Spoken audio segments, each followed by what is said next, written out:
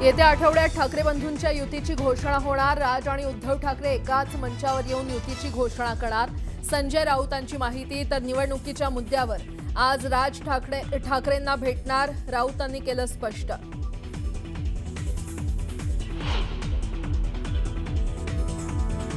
काँग्रेस या क्षणी सोबत आहे असं दिसत नाही, तर काँग्रेसनं आमच्या सोबत यायला हवं, संजय राऊतांचं विधान। तर बिहारच्या निवडणुकीत काँग्रेसचा आत्मविश्वास वाढलाय, राऊतांचा जोरदार टोला।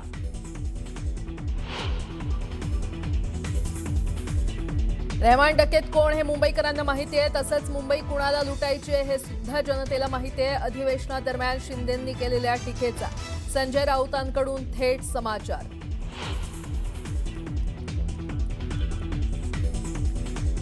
आगामी पालिका निवडणुकीत पिंपरी चिंचवडमध्ये दोन्ही राष्ट्रवादी एकत्र लढण्यावर चर्चा। सुप्रिया सुळेंनी आघाडीबाबत फोन केल्याचा राष्ट्रवादीच्या नाना काटेंचा दावा।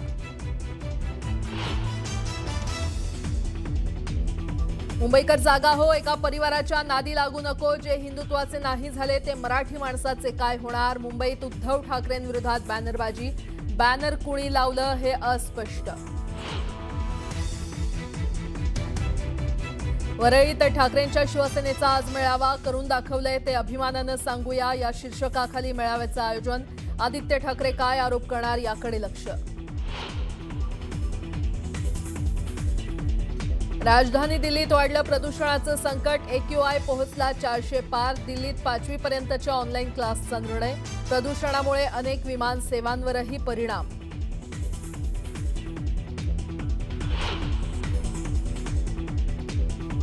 काश्मीरच्या उधमपूरमध्ये सुरक्षा दल आणि दहशतवाद्यांमध्ये चकमक, जैश ए मोहम्मदच्या 3 अतिरेक्यांना घेरलं। चकमकी दरम्यान एक कमांडो शहीद।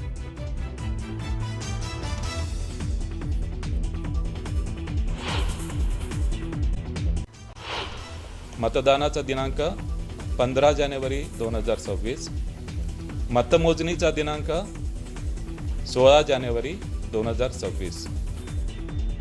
राज्यात महापालिका निवडणुकांचं वाजलं बिगुल।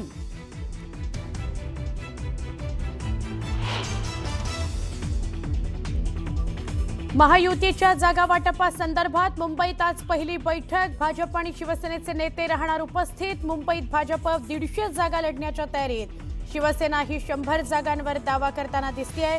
बैठकीकडे राज्याचं लक्ष।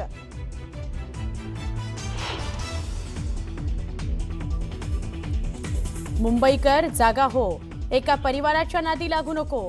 जे हिंदुत्वाचं नाही झाले ते मराठी माणसाचे काय होणार। मुंबईत उद्धव ठाकरेंविरोधात बॅनरबाजी, बॅनर कुणी लावलं हे अस्पष्ट।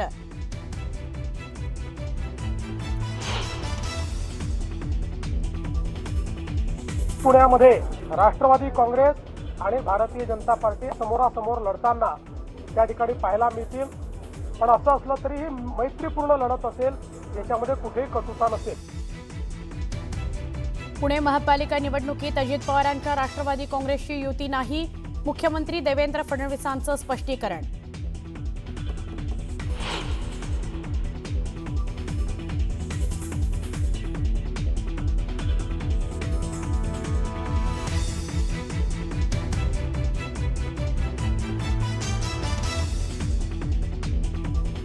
परळीत आदित्य ठाकरेंच्या शिवसेनेचा आज मेळावा, करून दाखवलंय ते अभिमानानं सांगूया या शीर्षकाखाली मेळाव्याचं आयोजन। आदित्य ठाकरे काय बोलतात याकडे सगळ्यांचं लक्ष।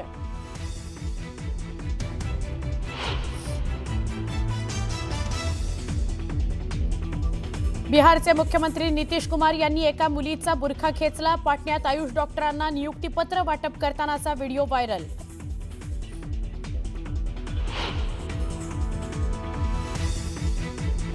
गोवा नाईट क्लबचा आरोपी लुथरा ब्रदर्स यांना थायलंडमधून दिल्लीत आणणार।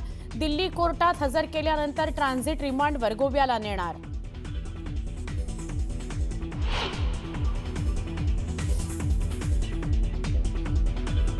आज संसदेमध्ये सादर करण्यात येणार मनरेगाचं नाव बदलणारं विधेयक। कृषी मंत्री शिवराज सिंह चौहान या लोकसभेमध्ये सादर करणार विधेयक। मनरेगा योजनेची जागा घेणार विकसित भारतजी रामजी।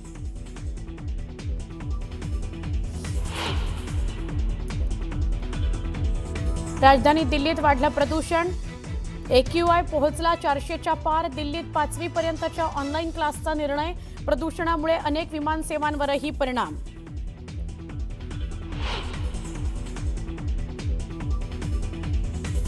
काश्मीरच्या उधमपूरमध्ये सुरक्षा दल आणि दहशतवाद्यांमध्ये चकमक. जैश ए मोहम्मदच्या 3 अतिरेक्यांना घेरलं. चकमकीदरम्यान एक कमांडो शहीद.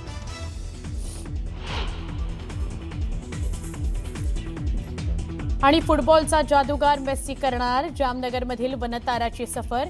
अनंत अंबानींच्या विशेष उपस्थितीत मेस्सी करता खास आयोजन.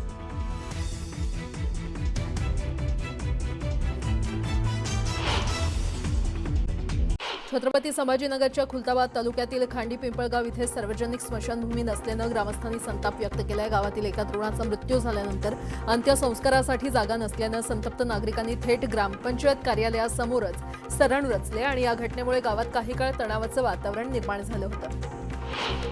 मुंबईतील हवेचा सरासरी दर्जा काल मध्यम श्रेणीमध्ये असला तरी गोवंडीच्या शिवाजीनगर परिसरात सलग दुसऱ्या दिवशी वाईट हवेची नोंद झाली आहे. काल मुंबईच्या हवेचा गुणवत्ता निर्देशांक 119 इतका नोंदला गेलाय. काही दिवसांपूर्वी मुंबईतील हवेच्या दर्जात सुधारणा होऊन हवेची समाधानकारक श्रेणीमध्ये नोंद झाली होती. मुंबईतील महालक्ष्मी रेसकोर्स आणि कोस्टल रोडची मोकळी जागा मिळून एकूण 295 एकरवर जागतिक दर्जाचं सेंट्रल पार्क उभारलं जाणार आहे. प्रस्तावित सेंट्रल पार्कचा आराखडा आज उपमुख्यमंत्री एकनाथ शिंदे यांच्यासमोर सादर करण्यात आला. मुंबईकरांसाठी आजवरचं हे सर्वात मोठं गिफ्ट असून ते या ठिकाणी कोणतंही कॉन्क्रीटचं काम होणार नाही. हे सेंट्रल पार्क भूमिगत मार्गानं थेट कोस्टल रोडशी जोडलं जाणार आहे. रत्नागिरी जिल्ह्यातील दापोली उपजिल्हा रुग्णालयाला आयुष्मान भारताचे महाराष्ट्र राज्य अध्यक्ष डॉक्टर ओमप्रकाश शेट्टी यांनी अचानक भेट देत आरोग्य सेवेचा आढावा घेतला. पाहणीमध्ये रुग्णालयातील स्वच्छता आणि आहार व्यवस्था समाधानकारक असल्याचं त्यांनी स्पष्ट केलं. रत्नागिरीच्या दापोलीमध्ये भिक्खू संघाचा चारिका सहवास उपक्रम पार पडला. यावेळी भंते प्रज्ञानंद थेरो यांनी मार्गदर्शन केलं. गौतम बुद्धांचे विचार जगाला शांतीकडे नेणार आहेत असं मत त्यांनी व्यक्त केलं. गेल्या काही दिवसांपासून मालेगाव मनमाडसह ग्रामीण भागात थंडीचा जोर वाढलेला आहे आणि मालेगावचा पारा 9 तर निफाडचा पारा हा 6.5 अंशांवर आलाय. कडाक्याच्या थंडीचा गहू, हरभरा, कांदा यासह रब्बीच्या इतर पिकांना फायदा होणार आहे. 3 महिने उलटून देखील पाचोरा तालुक्यातील पूरग्रस्त मदतीपासून वंचित आहेत. 16 सप्टेंबरला अजिंठा डोंगरातील मुसळधार पावसानं हाहाकार उडवला होता आणि या अतिवृष्टीचा सर्वाधिक फटका शिंदाडसह पाचोरा तालुक्यातील इतर गावांना देखील बसला असून सध्या 450हून अधिक शेतकरी नुकसान भरपाईच्या प्रतीक्षेत आहेत. बांगलादेशनं कांद्याची आयात चौपट केल्यामुळे लासलगाव मनमाड बाजार समितीमध्ये कांद्याच्या भावात सुधारणा झाली आहे. अशातच लाल कांद्याला प्रति क्विंटल 2,300 रुपये तर उन्हाळी कांद्याला 2,200 रुपयांचा भाव मिळतोय. त्यामुळे शेतकऱ्यांना दिलासा मिळालाय. अकोल्याच्या बार्शी टाकळीमध्ये नाफेडमार्फत सुरू असलेल्या सोयाबीन आणि कापूस खरेदी प्रक्रियेमध्ये शेतकऱ्यांच्या हक्काचं उल्लंघन होत असल्याचा आरोप करण्यात आलाय. शेतकरी एल्गार समितीकडून तहसीलदारांना निवेदन देण्यात आलंय. खरेदी केंद्रांवर शेतकऱ्यांच्या हाताचे ठसे अथवा फिंगरप्रिंट मशीनद्वारे घेण्यात यावे. दुष्काळग्रस्त शेतकऱ्यांना त्वरित मदत मिळावी अशी मागणी करण्यात आली. पैठणमध्ये माझ्या कार्यकर्त्यांना आणि भगिनींना त्रास झाला तर काळा कोट घालून मी कोर्टात उभं राहील असा इशारा रामराजे नाईक निंबाळकरांनी विरोधकांना दिलाय. तर डोक्यावर परिणाम झाल्यानंतर काही माणसं अशी विधानं करतायत असं म्हणत भाजपचे माजी खासदार रणजित नाईक निंबाळकरांनी प्रत्युत्तर दिलंय. मेक्सिको देशामध्ये भीषण विमान अपघात झाला. एक छोटं खासगी विमान कोसळून 7 जणांचा मृत्यू झाला. अपघात इतका भीषण होता की विमानाचं लँडिंग होताच परिसरात आग लागली. ब्राझीलमधील ग्वायबा इथे जोरदार वाऱ्यामुळे स्टॅच्यू ऑफ लिबर्टी हा पुतळा कोसळला. हा पुतळा 1900 मध्ये बसवण्यात आला होता. जुन्नर तालुक्यातील बल्लाळवाडीमध्ये शेतकरी एकनाथ डोंगरेंच्या घराजवळील गायींच्या गोठ्यावर बिबट्यानं हल्ला करण्याचा प्रयत्न केला. मात्र पाळीव कुत्र्यानं जोरजोराने भुंकत या बिबट्याला पळवून लावलं. जुन्नर तालुक्यातील बिबट्यांचा बंदोबस्त करण्याचं मोठं आव्हान वन विभागापुढे उभं आहे. अहिल्यानगर जिल्ह्यामध्ये आणखी एक बिबट्या जेरबंद करण्यात यश आलंय. कोपरगाव तालुक्यातील पढेगाव शिवारात बिबट्या जेरबंद करण्यात आलाय. वन विभागानं लावलेल्या पिंजरात बिबट्या अडकल्यानं स्थानिकांनी काहीसा दिलासा व्यक्त केला. धाराशिवच्या भूममध्ये सोनगिरी भोनगिरी गावातील शेतकऱ्यांनी बेमुदत उपोषण सुरू केलंय. शेतीपंपांना 8 तास वीज पुरवठा करण्याची मागणी शेतकऱ्यांनी केली. सिंधुदुर्गात मानेजवळील गाठ काढण्याच्या शस्त्रक्रियेनंतर एका मुलीचा कोल्हापुरात उपचारादरम्यान मृत्यू झाला. त्यानंतर संतप्त ग्रामस्थांनी कणकवलीतील नागवेकर हॉस्पिटलची तोडफोड केल्याच्या घटनेप्रकरणी कणकवली पोलीस ठाण्यात परस्पर विरोधी तक्रारीनुसार गुन्हे दाखल करण्यात आले. वाशिमच्या रिसोड तालुक्यात लग्नाच्या नावाखाली फसवणूक करून अपहरण आणि दरोड्याचा गंभीर प्रकार उघडकीस आला. या प्रकरणात रिसोड पोलीस आणि स्थानिक गुन्हे शाखेनं संयुक्त कारवाई करत 5 आरोपींना अटक केली आहे, तर इतर 8 सराईत गुन्हेगार फरार झालेले आहेत. या सगळ्यांच्या विरोधात फसवणूक, अपहरण आणि दरोडा असे गुन्हे दाखल करण्यात आले.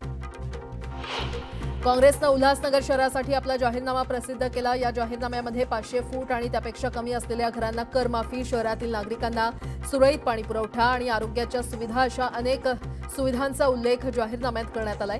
शिवाय काँग्रेस ही उल्हासनगर महापालिकेच्या सर्व 20 प्रभागात उमेदवार देणार आहे. नागोठणे एसटी बस डेपोच्या नूतनीकरणाच्या कामाचं भूमिपूजन करण्यात आलं. यावेळी मंत्री अदिती तटकरे आणि भरत गोगावले एकत्र आल्याचं पाहायला मिळालं. नाशिकच्या तपोवननंतर ठाण्यात देखील प्रादेशिक मनोरुग्णालय परिसरात झाडांची कत्तल होणार आहे. 3300 बेडचं नवं रुग्णालय बांधण्यात येणार आहे आणि त्यामुळे 700हून अधिक झाडं तोडली जाणार आहेत. दरम्यान एकही झाड तोडू देणार नसल्याचा मनसेनं इशारा दिलाय.